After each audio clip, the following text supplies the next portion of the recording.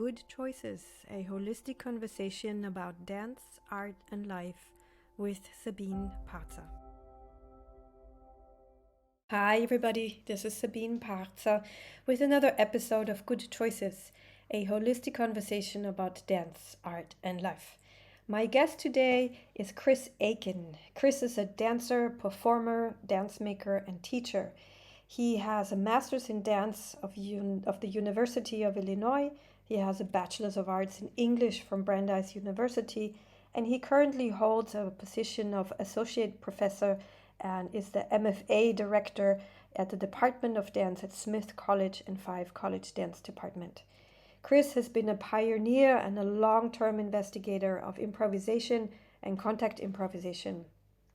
He researches to uncover the relations between dance, poetics, science, philosophy, ecology, and design to create an eco-poetic model of creativity and ethical behavior. He has toured and taught extensively in North America, Europe, and Asia. He has received numerous awards and fellowships and has performed at some of the most prestigious dance festivals in the world, such as Jacob's Pillow, Bates Dance Festival, and Impulse Tanz Vienna. He has long-term collaborations, amongst others, with Angie Hauser, Andrew Harwood, Chung, and Kirstie Simson, and has collaborated extensively with Steve Paxton and Nancy Stark-Smith. I love talking to Chris, who has been one of my earliest contact improvisation teachers. Many years ago, I encountered him during my studies at Columbia College.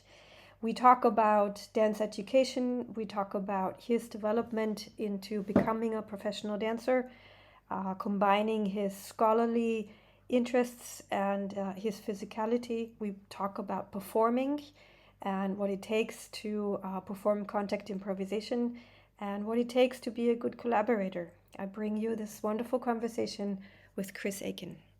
Hello, everybody. This is Sabine Parzer, and I'm back again with another episode of Good Choices, a holistic conversation about dance, art, and life. I'm very happy to have Chris Aiken as my guest today. Hi, Chris. Hi, Sabine. So nice to see you. It's so nice to see you, too. Chris is a dancer, performer, a dance maker, and a teacher. You have been active for more than 35 years in the field of improvisation, especially. You are one of the foremost, I would say, prolific and articulate teachers and dancers that I know of in the field of improvisation and contact improvisation. You currently hold a position as associate professor and as the MFA director at the Department of Dance at Smith College and the Five College Dance Department. You have a master's in dance of University of Illinois and a bachelor's of arts in English at Brandeis University. I have a very particular story, Chris, that I love to tell. I know I've told you before, but I do have to tell you here. I was a student at Columbia College in Chicago. I was 21 years old. I had just taken 3 classes, introductory classes with Kathleen Maltese in contact improvisation. I was a modern dance student there and just a beginning professional dancer. I was already performing. And then you came in to do a 2-week residency at Columbia College. And I was in your class, and I think you were teaching contact improvisation. And you showed an exercise and you asked me to demonstrate with you. And it was my first contact high. It was my first moment of being so, like, we danced for a while. And at the end, I remember you saying, okay, that was not exactly what I was going for, but it was great. And this is how long, this was 91, so this is 30 years ago, and I still remember sort of the visceral sensations of that moment of this fluidity and communication, and really the sense of okay, anything, we could go forever and anything could happen. And I'm forever grateful to you for that very beginning spark. Thank you. Well, thank you so much. I actually do remember that residency. And I think I don't remember you specifically, but I remember that demonstration. So thank you for bringing that back. It's always lovely to hear these kinds of stories of people that you've interacted with many years ago, and then to see how they've reverberated through their life. Yeah, I think it's so good for us as teachers to hear these stories, right? Yeah. Yes, absolutely. And then it was my great pleasure. I organized the Contact Festival Austria. I co-organized it, but I was the artistic director. So to bring you back into my life directly. So I invited you to be a part of the festival in 2015. And you were teaching here, and you were also teaching post-festival workshop with Ray together. And so I was very happy to also then bring you to the community here in Austria and to the festival. So, yes, I have very fond memories of that. Thank you oh, so please much. Tell. What were your memories of that? Well, first of all, I just appreciate the way you framed the festival. It was like really focused work that was infused with a sense of respect and joy and acceptance of whomever was in the room. And I also appreciated, I didn't know you at the time, but your sophistication in both approaching dance as a movement practice, but also as a life practice. And your integration of dance and somatic information at that point was quite sophisticated. And I just felt very supported and inspired. So thank you. Oh, thank you. It's wonderful to get all these compliments right away. Thank you, Chris. Well, I have been inspired by you and your work, and doing the research for this episode also has given me a chance to look at some of the videos of your work. I just watched a video of you and Angie where you performed at Judson Church. I think it was also in 2015, so a few years ago. And I was just reminded of your very specific way of moving, and you have such a beautiful way of, I feel like at the core of what is very inspiring about you as a person, but also about you as a dancer, is that you both have this incredible ability to improvise and to resonate with the moment and resonate with your environment, may it be one person or a whole group of people, but also the sense of structure within your own body, but also structural composition, or even in your teaching and in your lectures or your way of passing on information. And I appreciate both of those qualities put together very much. It's something that I look for in my own work, but I also find it to be rare. So I wonder if you could speak about that, about these two elements within yourself, that sort of improvisational, resonating connectivity quality, and that other structural quality. Well, your question reminds me of a conversation I had with Lisa Nelson, a well-known choreographer and performer and educator in improvisation. And we were having a coffee in a cafe in Seattle, and she said, I remember her saying this, that to be a good improviser, you needed to be a formalist. And I thought, she's right. I hadn't put it in those terms. But surely everyone improvises. Our life is founded on a lifetime of improvising, making do, solving problems, living in emergent situations. Despite all of our efforts to control things, improvisation keeps coming back.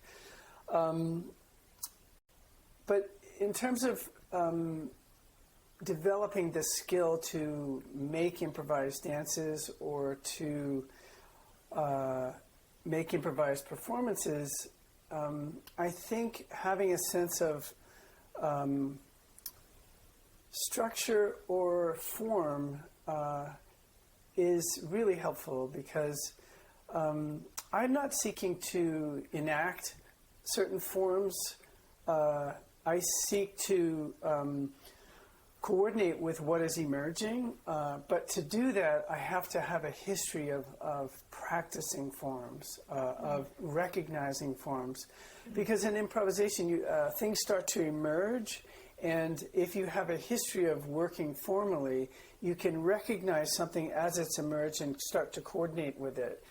If you don't have that history, you might not realize something is blooming or coming to fruition until long after it's been going. And so to have those formal skills, it just gives you more to work with. And in many ways, I think about choreography as a form of improvising with more narrow parameters. So even in a completely set piece of choreography where all the movement is determined ahead of time and the intentions and so forth, every time you do it, it's different.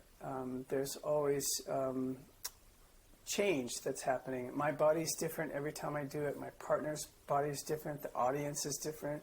The room feels different and so forth. And so for me, I don't see form and improvisation as separate or binary. I see them as on a continuum. And so when I'm teaching improvisation, sometimes in the teaching of form or the forms of choreography and of the body, understanding the structure of the body and the physiology of the body and so forth, I can feel the dancer's getting tight. And so I know that I need to move back into a more emergent and less formal situation or approach. And sometimes I'm working with dancers and they're very free and they're very open to the emergent dynamics, but there's nothing is actually crystallizing, nothing is actually building and developing. And so then I might bring back in the form. So I think it's a really good question, and it's something that I think a lot about. And to me, honestly, the form isn't just dance forms. It's also knowledge. It's thoughts about the body, about human interaction, about performance, about being ecologically situated. So the formal sort of intellectual work and conceptual work that I do is creates form that I can interact with when I'm in an improvised context. Beautiful.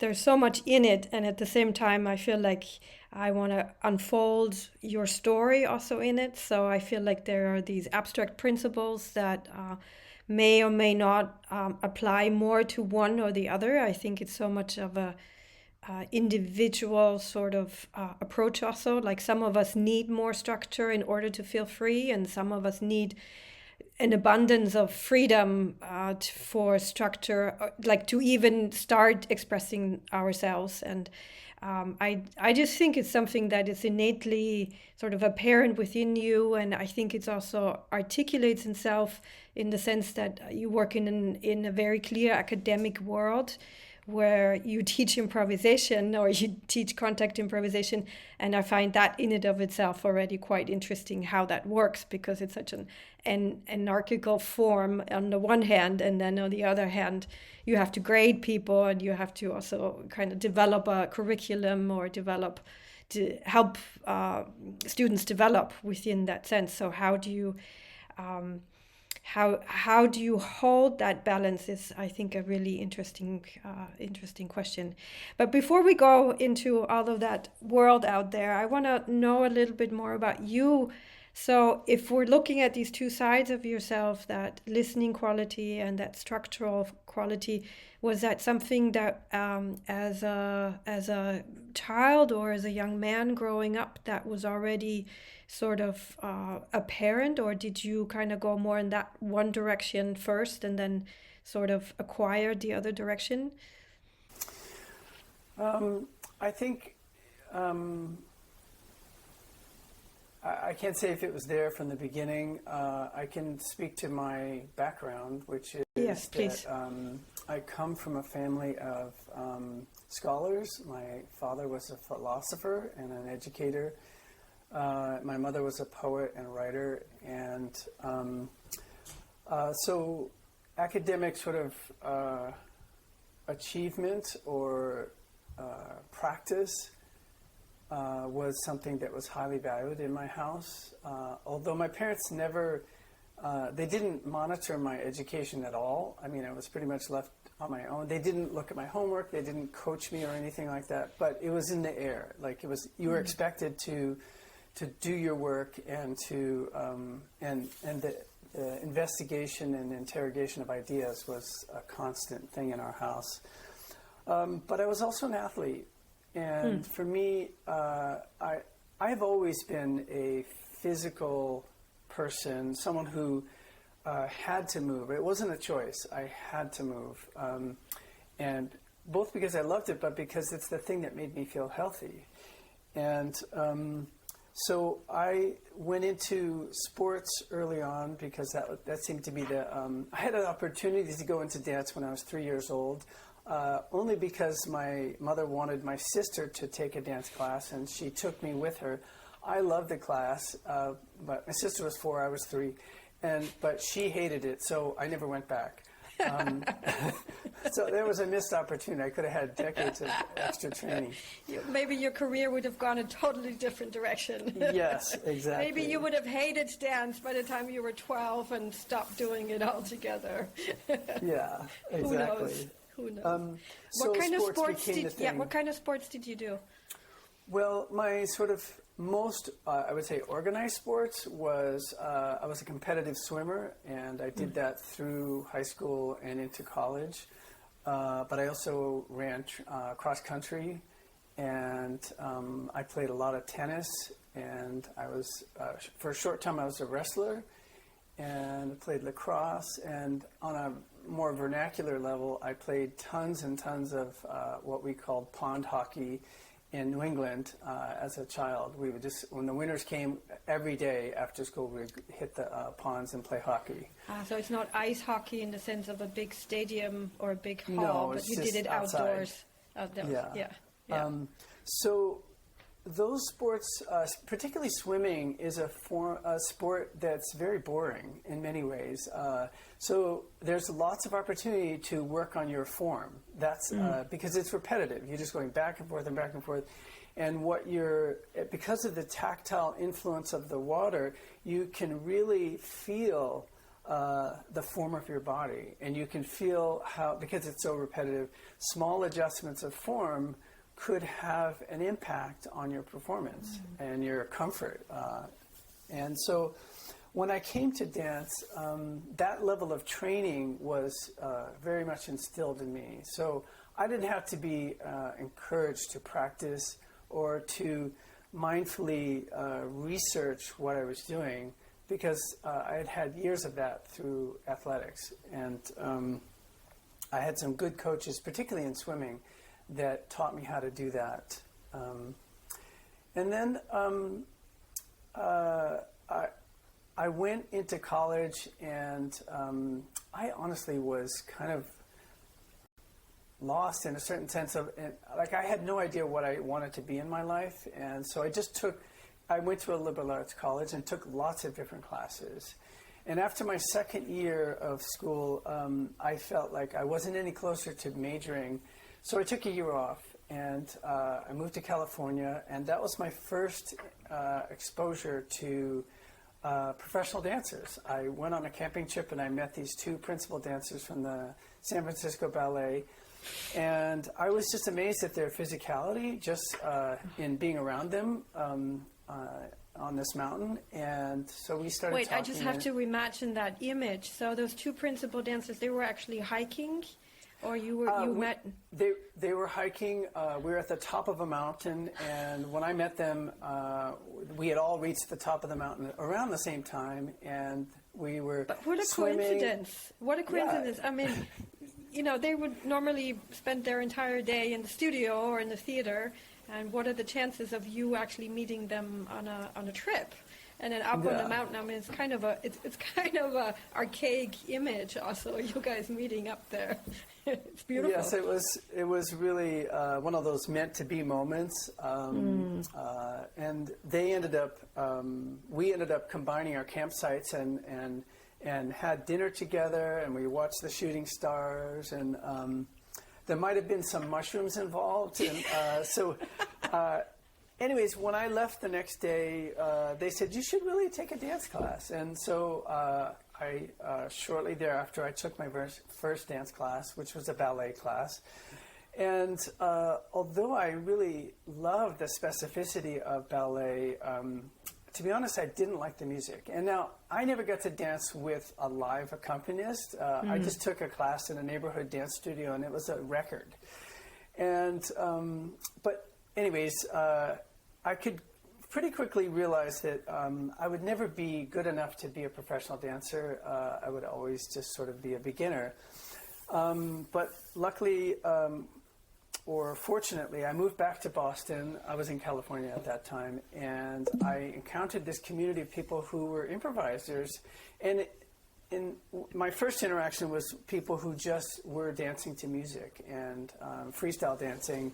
Not in a club, but in a sort of a studio, and it was very free and open, and it was very musical, and I loved it. And meanwhile, I saw these people dancing in the corner and rolling around, jumping all over each other, and I said, "What is that?" And they said, "That's contact improvisation." I was like, "I want to do that." So that was the beginning. Flew across the studio. Yeah, and so I started taking contact, and shortly thereafter I joined a dance company called Synapse Dance Theater that integrated what I would call compositional improvisation or performance improvisation with contact. And I didn't know it at the time, but very few people were integrating contact with compositional improvisation. But because I was so young to the form, I just did it and assumed everybody did that. It wasn't until many years later I realized that very few people actually are able to put those two together in performance. In my experience, contact improvisation tends to be compromised when you're in a compositional mindset. Yeah. I want to talk more about that, but I want to know what year that was. That was around 1983 and 84. So about 12 years after the onset of contact improvisation. So yes. Do you remember who you studied with at that time, who you studied contact with? Yes. I mean, I had, my first teacher, who will remain nameless, their class was very sexualized, and as a young dancer, it was too much for me to handle, and so I left. And I started looking around to try to, and there was no one else around. And so my friend and collaborator Olivier Besson and I decided, well, let's create a class for beginners that will be an hour and a half long class, and then followed by an hour and a half jam. And people could come for the class or the jam or both. And we presented ourselves as complete beginners who wanted to learn. We wanted to practice contact, and we wanted to learn. And so we pretty much presented ourselves as like, we'll create the container, and we'll do some planning ahead of time. And it was the best thing I could have done, because I learned very quickly. I mean, if you've ever taught, you learn that teaching is one of the great teachers. Because although I had learned certain exercises, as soon as you start to teach something, you realize what you know and what you don't know, or what you need to learn.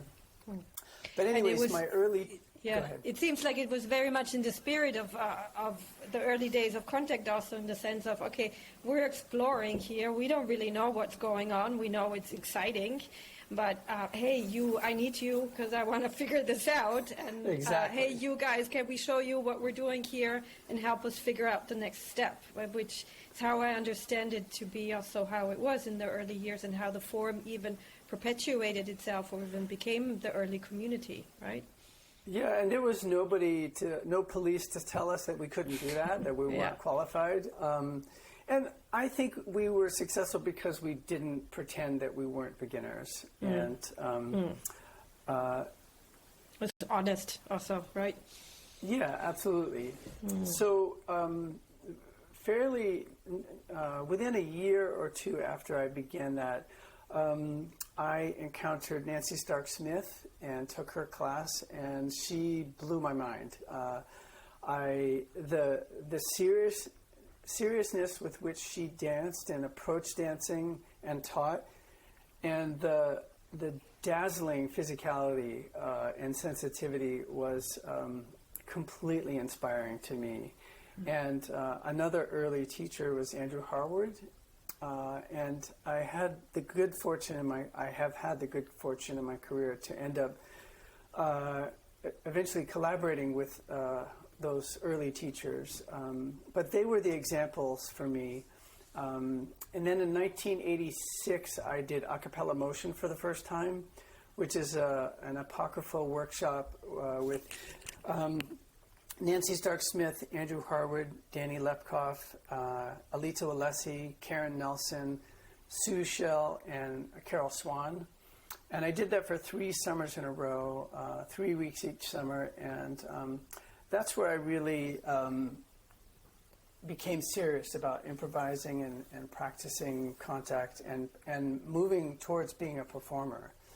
And those people, they showed me a life that I didn't even know existed, and a depth of embodied knowledge that I had never experienced in anything that I'd ever done, even in athletics, because it wasn't just about achievement or success physically. It was about communication with your partner or your partners, and sharing with an audience in a way that was sensitive and inspiring.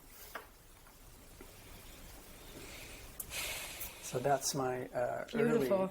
Yeah, beautiful. I just imagine you, I'm always kind of sensing and feeling this, but imagine what you shared when you were still at your bachelor's, like not really knowing where to fit in, maybe even, or where to go or what to do, and then all of a sudden this form or dance just kind of envelops you. This is just my story here, but sort of takes you with you when that sense of disorientation also begins to have a place where you can move with that rather than get stuck in the head with that. I mean, I feel like so much of what is available to us as dancers, especially in times that are confusing or disorienting, is this sensibility of, oh, we can move with this. We don't have to stay and be overwhelmed, but I can shift my focus internally, I can shift my focus spatially, I can shift my weight, I can dance with this. I mean, dance really in the sense of also internally dancing with this moment, and it will shift or it will change. And I think that is one of the biggest gifts that on sort of a psychological or personal level that I get out of it. But it sounds, from your story, it sounds like maybe it was also a personal, maybe that's a question, did it have a personal impact on you as well? Well, absolutely. I mean, as you were talking, I was thinking about sort of 2 aspects of the work that touched me so deeply. One of which I was coming from, which was and I didn't have the words for it at the time, but I think of it as physical intelligence. Learning to develop your physical skill and perceptual acuity to be able to perform in highly complex dynamic situations with confidence and a belief that you could figure things out.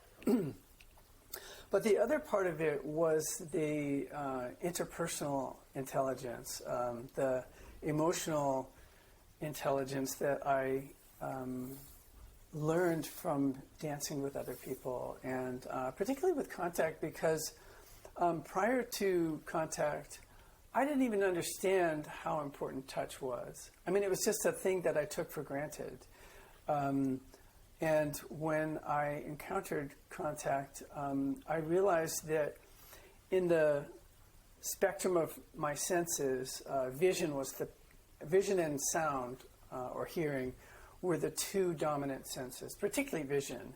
And when I was presented with contact, I realized that by reprioritizing my senses so that I elevated the value of touch in my overall sort of way of being in the world, I learned so much about not only how to be in the world, but how to be with other people. And I was introduced to the ways of touching that were sensitive, playful, and intelligent. Intelligent in the sense that when I touch someone, there's so much information that I can glean from that touch. If I'm in the right place and I'm touching them in a way that has some subtlety, I could read them in ways that I couldn't just from listening to them speak or watching them. And that changed me completely because I'm sure you've had these experiences where you're talking with someone and you're having a conversation and it goes on, and then there's a point where you realize we have not been communicating. We've been going like this. You've been here and I've been here, and we didn't realize it. And I might not realize that until days later. But in contact, you realize very quickly when you're not communicating. It starts to feel, either clunky or you feel separate. Even though you're touching, you feel like we're not communicating, and it's tangible. It gets boring really quickly also, right? Yeah, either it's boring or it's you feel alone. Even though you're touching someone, you're very physically intimate, or you feel like they are just like a black box. You can't read them. Yeah. And it's just immediate, and I so much appreciated that. And in fact, I appreciated it so much that I kind of left the world of words for about 10 years. I just stopped doing any scholarly research or any really reading for sort of learning purposes, and I just dove into the body. And when I hit about 30, I started to feel like hungry for intellectual knowledge again, and I started to reintegrate that, and I started applying my my sort of scholarly research in a particular direction, which was I wanted to study. Initially, I wanted to study composition because I never went to school for dance. I was an English major, so I thought, here I am teaching improvisation and composition and contact, and I've never taken dance classes outside of a more vernacular setting. I never went to university for that. And so I went to the library and I started looking at books for composition. And I remember reading Doris Humphrey's book, The Art of Making Dances. And after like a half an hour, I threw the book out the window. And the reason, it was something specific she said, which is dance, the making of dances is about imagining that you're entering an empty void and you are filling it with your creativity. And the reason I threw the book out is that I didn't think that that was what creativity was about at all. I thought there is life and energy all around us, and that part of my job is to coordinate and notice things that were inspiring or that I could be in dialogue with and draw those relationships out. And it was through relationality that my creativity would grow. Well, I didn't have those words at that time, but that's sort of where I was coming from. And so what I started to do, instead of reading books about dance composition, I started reading about perception and imagination. And I figured that it was through perception that you were able to be in contact with the world and yourself. And by developing that skill, you would have more ways to connect to yourself and people and your environment. And in terms of studying the imagination, I was interested in how we use our minds and our intelligence to have what Gaston Bachelard calls poetic reverie. The idea where you lift off well, he was talking about poetry, but that moment in a poem where you lift off the page and you start to imagine. And he talked about when words escape themselves in poetry, and I took that into dance and thought about like when dance escapes the movement and the audience and the performers. Yes, the movement is one of the vehicles for this, but it's the formal aspect of dancing. But when does the dance lift off into a place where we are in the realm of the imagination? And it's not imagination that's a fantasy world. It's connected to the real world. It's connected to embodied experience.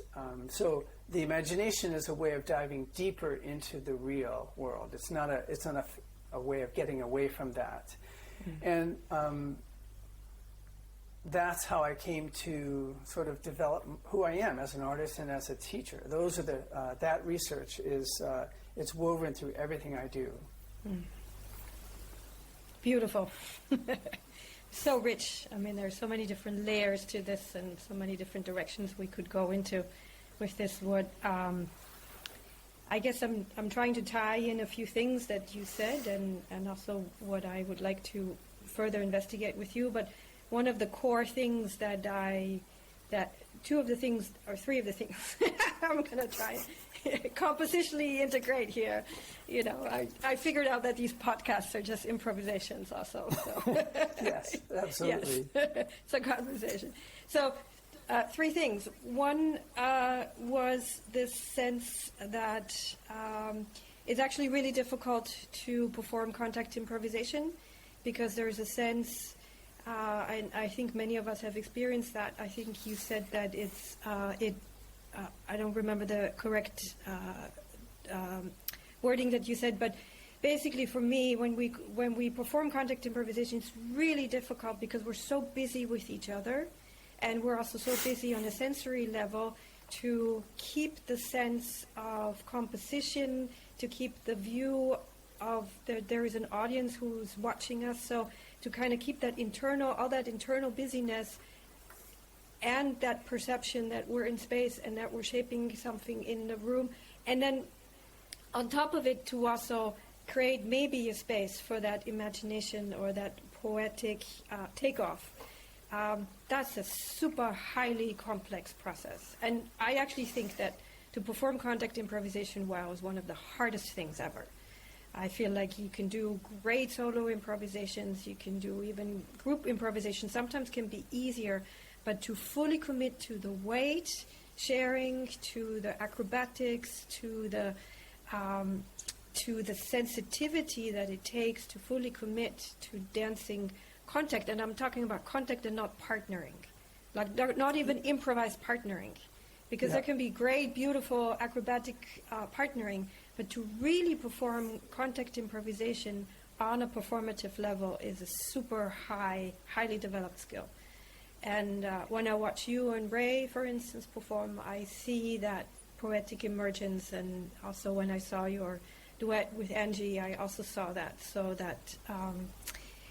So what does it take to get to that level? I mean, you have the great honor to perform with many fantastic dancers. Ray Chung is one of them, Angie Hauser, who is your wife and partner.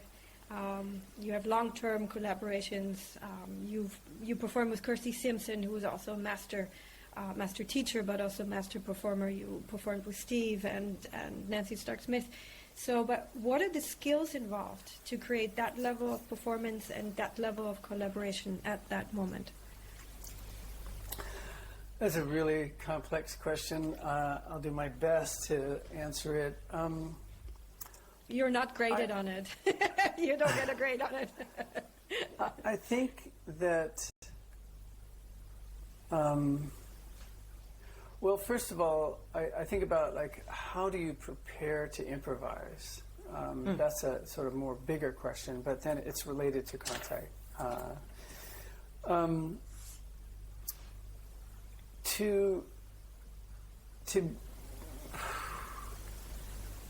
To prepare to improvise, it's helpful to have years of practice where, and it's not just open-ended practice. It's, although that's incredibly valuable, it's very valuable to go and have no agenda other than to just be together improvising for an extended period of time. There's a lot to be learned from that. That's perceiving to learn. You know, you're basically allowing your activity to teach you. But sometimes you sort of reach the limits of that, and it's helpful to develop the foundational skills, which include, as a dancer, the ability to both expand the palette of movements that you have access to, and to expand the palette of movement pathways. And by that I mean moving in and out of the floor, moving slowly, quickly, moving with force and moving with delicacy, and all of that also in relationship to dancing with another person. And so sometimes it involves working your skills so that you basically, if you study movement learning, when a movement skill is fully learned, it becomes, to use the physiologist term, automated. Meaning the movement skill can operate without your conscious control of it. Your body is able to adapt the movement because of the feedback it's getting. It's not only learned the actual movement pathways, but it's also learned the through many iterations. You learn what adjustments to make based on what perceptual information that's coming to you, and that comes from practice. And that's true. So that's true just in terms of movement skill, but on a compositional level, you're working with sort of aesthetic principles and compositional principles of figure ground, of development, learning to understand the space of the performance, of like the close, near, and far, working the depth of the space, understanding patterns that typically happen that can make it difficult. So, for example, I learned from watching years and years of dancing that most people gravitate towards the center of the room, and they rarely will move towards the audience. And if anything, they tend to stay away from the audience. I often notice that dancers look at the floor, or they look above the audience. And so once you start to realize these patterns, you develop practices to work against those patterns. Anyways, all of these things that you work on, they become part of who you are. So you don't always have to be managing them consciously. So, for example, going back to contact, when I am dancing with someone, I'm not thinking about the technique of what I'm doing. I'm listening to the dance that's emerging between me and my partner. And I will say that for me, the most important thing to learning how to perform contact is to do what Nancy Stark-Smith used to say, is to replace ambition with curiosity. In other words, not trying to achieve certain moves or to show the audience your skill. And it took a long time before I encountered this in writing, but I was reading something written by Steve, where Steve was talking about his own experience at the beginning of contact, and he talked about the idea of causing the dance only a little. And to me, that was kind of an epiphany. It put into words something that I discovered and learned, but I didn't have the language for, which was that, and it's related to this replacing ambition with curiosity, is if you're over controlling or you're trying to push the dance in a certain direction, you're not listening, and you're often getting ahead of yourself. And there is so much information that you're having to process, particularly when the dance starts to go fast and when disorientation becomes in play. If you are trying to do something and you're attached to your idea of what the thing is, you're not able to, you're constantly being flooded with information, but because you're in an achievement mode, you're not listening to that information. You're actually more focused on the end goal of what you're trying to do. And so that's what gets in the way of highly skilled performance of contact. And also, when the dance becomes turbulent, I find it in performance. Turbulent as in it doesn't feel perfectly fluid, it feels clunky, or you feel that, oh, that was a mistake. If you feel self-conscious in those moments, then it really gets in the way. You start to shrink back from your partner. You go into an analytical or judgmental way of thinking and processing what's happening. And in the meantime, you're in a mode of regret. And you're and not that doesn't in the make for good moment. performance. No, not at all. Mode of regret is not a good mode for performing. Or a mode of proving that you're worthwhile, or that you have skill. Yeah. And I remember Deborah Jowett from the Village Voice wrote about me and Peter Bingham. We were performing at St. Mark's, and she said she really appreciated our tolerance for clumsiness. And I loved that. I actually took that as a compliment because when I first started dancing, I was kind of obsessed with flow. I felt like that was a measure of skill, and so I practiced that. I practiced for years to learn how to flow, how to move in and out of the floor, move with my partner in as fluid a way as possible. And there was a point at which I started to realize that that was holding me back, that was it was too narrow a focus. And when the flow wasn't happening, I felt that was not good dancing. And I would do everything I could to get it back to flowing. And I could not perform well when I was in that mindset. Whereas when I trusted my physical skill and I accepted what was happening as this is what's happening now, and I dove into that rather than trying to achieve something that I thought should happen, I accepted what was happening. And by doing so, and by focusing in on what is perceivable, this is the kind of a mantra that I have. When I'm dancing, rather than what should I do, I focus on what is perceivable in this moment, and then in the next moment, and I allow that to teach me what is available and what is happening. And for me, that allows me to be in a place where my brain is not clogged with trying to process too much information. Yeah. Now there are times when the dance slows down. Yeah. I just want to finish this one thought. Yeah. And I can start thinking about composition, and I can analyze what's happening, but not in the heat of the moment when it's really complicated and fast. Sorry, go ahead. So go ahead. So if I summarize some of these aspects, part of it is physical availability or readiness to be really physically there with all that there is there.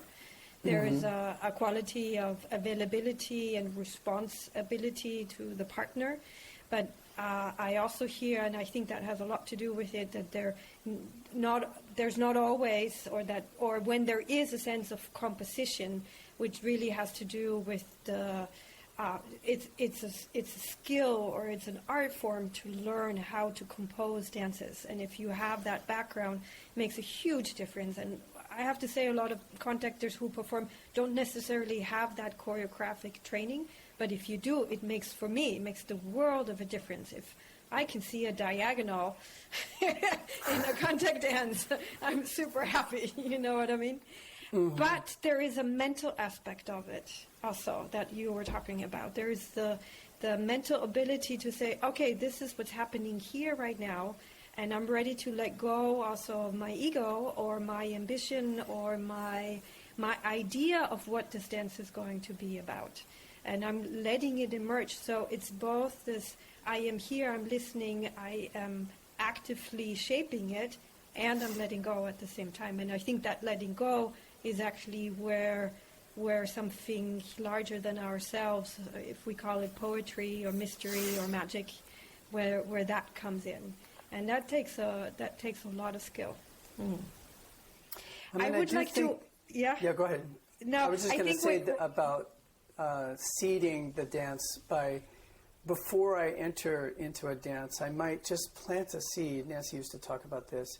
It's like a attentional anchor that I can come back to. I don't keep it in my forebrain all the time, but if I feel lost or I feel uninspired, I have something I can gravitate towards, and it's there in the background, but I often will plant a seed that's designed to avoid being worried about being good enough, or avoid trying to show what I can do.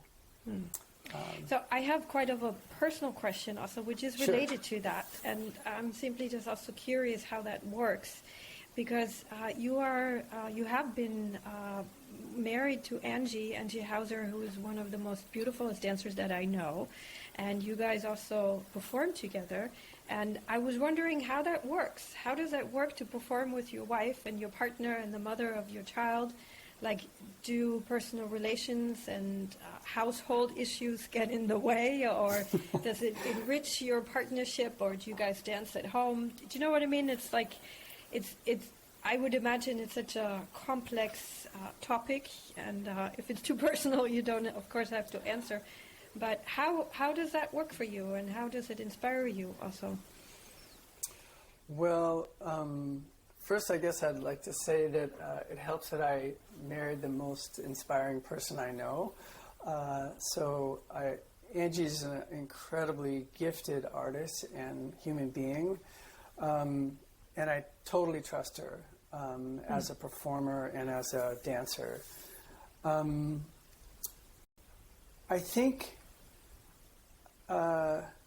yes, our personal lives are there when we're on stage, but we are jointly focused on the task at hand. So we are making something, and so we sort of allow, just as you may have things going on in your life when you're about to teach a class. The whole class isn't about whatever's going on in your life. Yes, it's there, but your students don't often know what's happening in your personal life. Well, it's the same thing, Angie and I, in any given day or performance, we have things that are going on, and we have relationships with family and job and our bodies and so forth. For me, I think that as a performing improviser, your personal relationships with your collaborators is part of the material of what you're performing. And what makes it work for Angie and I is that we are not performing being a couple. We are performing two artists who happen to be a couple, who have our own practices and we have our shared practice. And we're weaving those things together. And we have a way of focusing on the work that allows us to put aside the immediate sort of emotional terrain or experiences that we come into the studio with, so that we can focus on the present moment. And I guess that now that I'm talking, I think that's one of the things that works for us, is that we have the skill to put ourselves into the present moment and not be obsessing about things that have happened in the past, even the near past. And yet, our experience comes with us. And so I may see a gesture that Angie does, and it may remind me of a moment we had with our daughter a day ago. Mm-hmm. Or it may remind me of a story she told me about her past. And it's not explicit to the audience, but it resonates between she and I. And she obviously knows these things about me. And so it creates a level of depth in the physical interaction and the compositional interaction that it's not always explicit, but it's there. And it informs everything that we do. I guess the last thing I'll say about this is that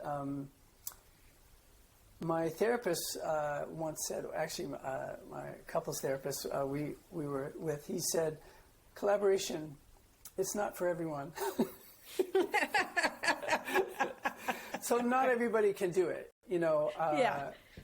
It's not, I think it's a product of who we are as human beings and who we are as a couple. Beautiful. Sounds great. So I have one more question before we fold up here.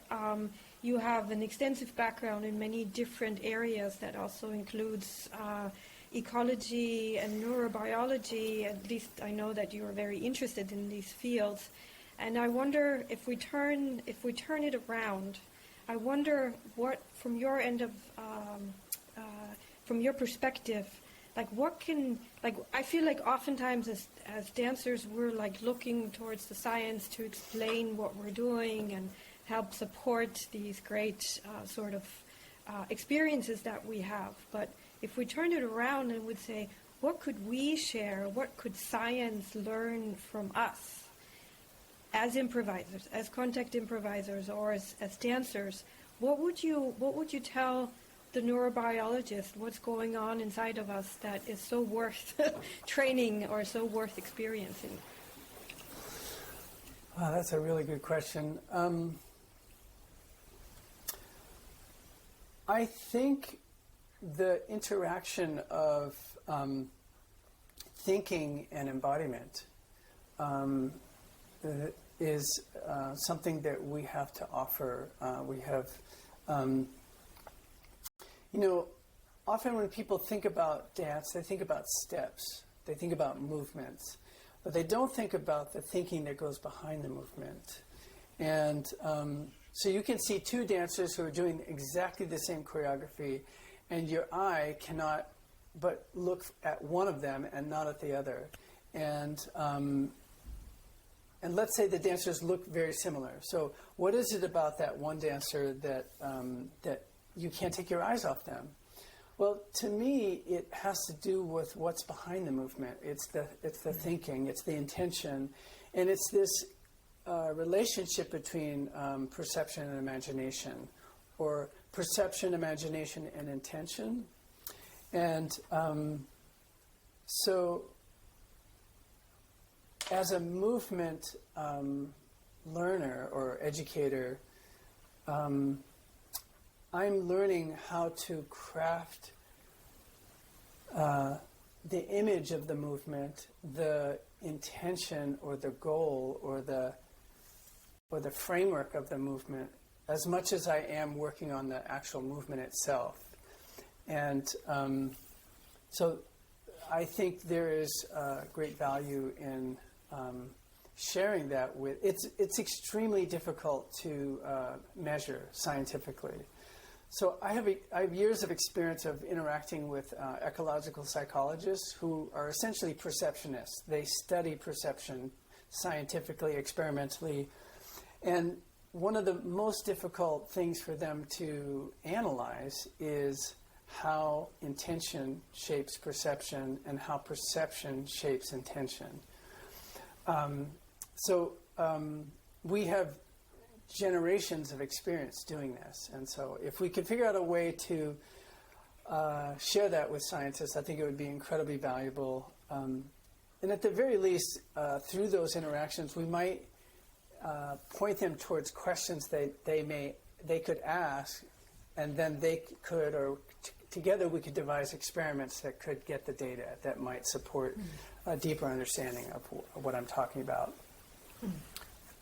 And the only other thing that comes, well, there's many things that come to mind, but the really important thing is the emotional connection, that the resonance between human beings through movement and touch is so powerful and so far beyond what the scientists can measure. The idea of dance as medicine or dance as a healing practice is, they don't fully understand why dance is so powerful in that way. But I think we can certainly share our experience of that. I think that is one of the reasons why I'm doing it and why I'm investigating it and why I'm asking all these great colleagues of mine for exactly these things. So I think for me it's important to at this stage in my life, for me, I think it's so important that, I like to pass on my joy for dancing, my experience. I like to pass on sort of the knowledge, but I would also like to pass on some of that internal those internal skills. And I think it's we're kind of on a level where the neurobiology or the science is, they're actually interested, but it's still sort of not there yet because it's so hard, like you said, it's so hard to measure. It's even of all the senses, touch is the most difficult to actually study. Like it's easier to study eyesight and hearing, because there's so much mystery still involved.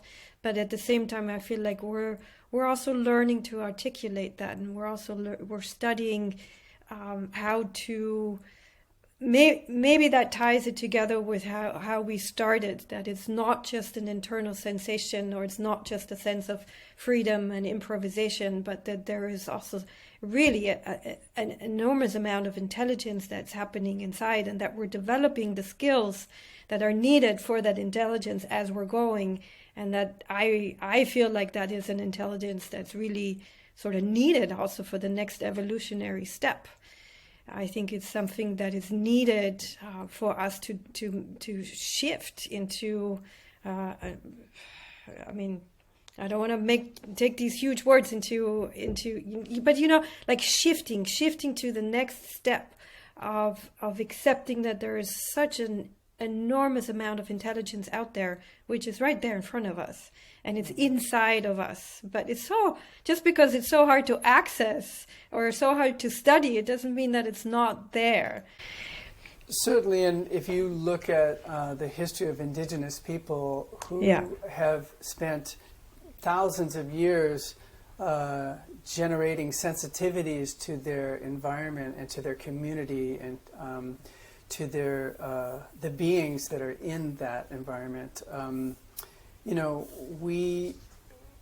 I think in Western culture we've gotten away from that, and so there's a great deal to be learned from indigenous cultures that have sort of been forgotten. And the ability to understand and act from the place of everything is interconnected. You are always situated in a web of ecological relationships, and to the extent that you're going to be successful or healthy or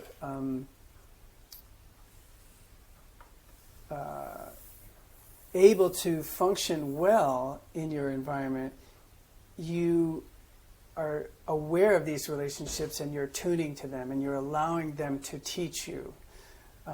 That's what I was talking about in terms of perceiving to learn, is like, rather than going in with a bunch of preconceived ideas, if you really deeply listen to people, animals, your environment, it will teach you.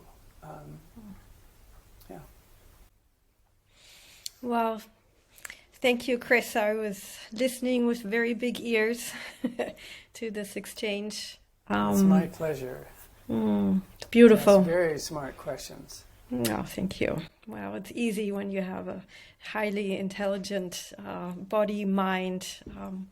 So it becomes a flow and a dance. I'm really enjoying these podcasts because I don't get to see you guys right now, but I still get to have great conversations. So thank you very much, and I hope to see you very soon in person again. All right. Thank you Take so care. much. Thank you. Bye-bye.